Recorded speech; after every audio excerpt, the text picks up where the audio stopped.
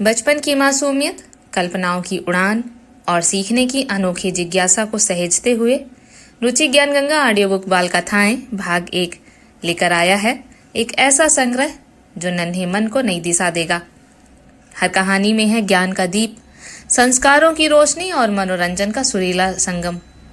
सुनिए, सीखिए और खो जाइए उन रोचक किस्सों में जो बच्चों की दुनिया को और भी रंगीन बना देंगे। अब सुनिए और आनंद लीजिए। किसान का राजमहल।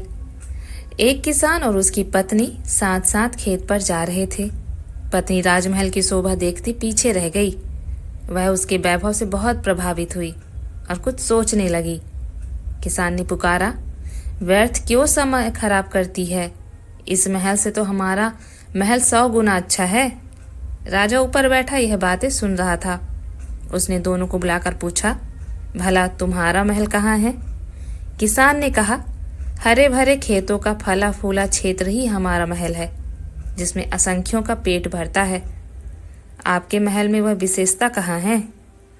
राजा का मस्तक नीचा हो गया।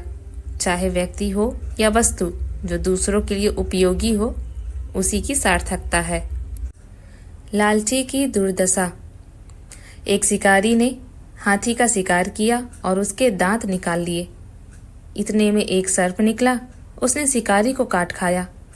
वह सांप के ऊपर ही गिर पड़ा और सांप भी मर गया। हाथी के मरने से एक खरगोश का कचूमर पहले ही निकल चुका था। एक सियार उधर से निकला तो इतने शिकार हाथी, सर्प, शिकारी, खरगोश आदि को एक साथ पड़े देख बहुत प्रसन्न हुआ। महीनों के लिए भोजन मिल गया। उसने शिकारी का धनुष पड़ा देखा, उसने तांत की डोरी लगा ली। उसने सोचा, पहले इस छोटी खुराक को खत्म कर लें, तब बड़ों पर हाथ डालेंगे।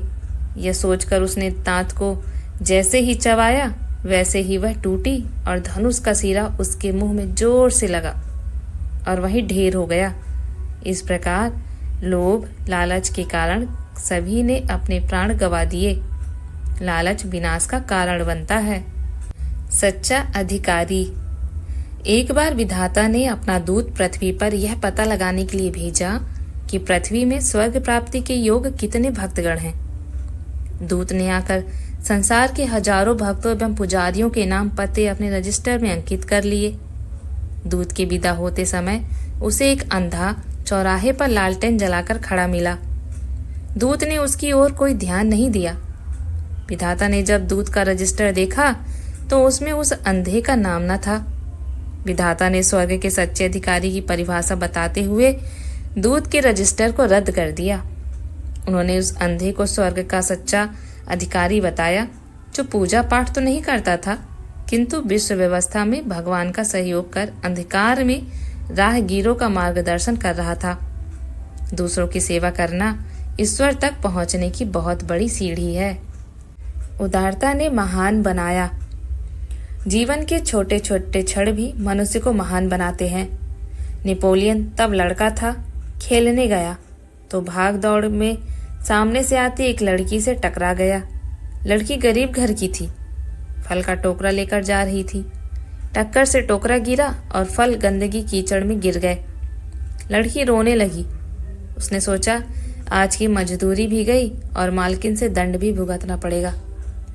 झंझट से बचने के लिए पहले तो नेपोलियन का मन आया कि जल्दी से भाग चले। पीछे उसका मन लड़की की परिस्थिति के बारे में सोचकर पिघल गया। वह लड़की को अपने घर ले गया और गिरे हुए फलों का पैसा चुका देने का वादा किया। घर पहुंचने पर नेपोलियन ने सारा किस्सा अपनी माँ को बताया और पैसा लड़की को चुका देने के लिए कहा। माँ कठोर स्वभाव की थी पर विवेकशील थी, साथ में पैसे की तंगी थी।